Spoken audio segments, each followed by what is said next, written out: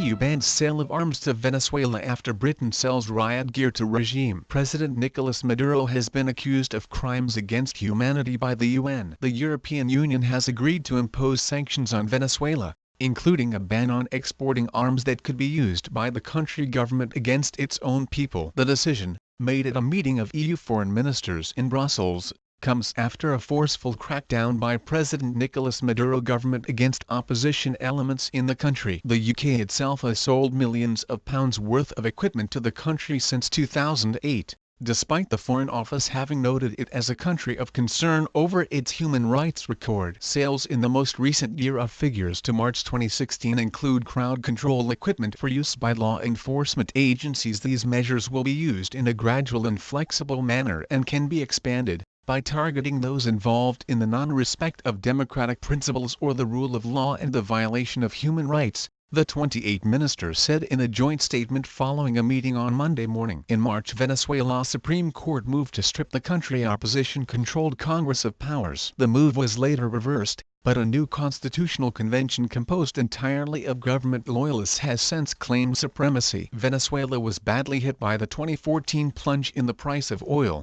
on which the South American economy has relied to maintain high levels of social spending. Shortages of food and other basic commodities have ensued, with price control policies aimed at controlling rampant inflation having little effect. In September, the UN's human rights chief said that Venezuela's security forces may have committed crimes against humanity in dealing with protesters, and called for an international investigation. Apart from the arms export sanctions, the Council of Ministers agreed to implement asset freezes and travel restrictions on Venezuelan officials. The ministers said the sanctions could either be reversed or tightened depending on the response to the initial wave of measures of Maduro government. European Parliament President Antonio Tajani welcomed the move to impose the measures. Sanctions against the government of Venezuela are the right choice and take the road to democracy, he said. The European Parliament has been the first to ask for them and will continue to support the people of Venezuela,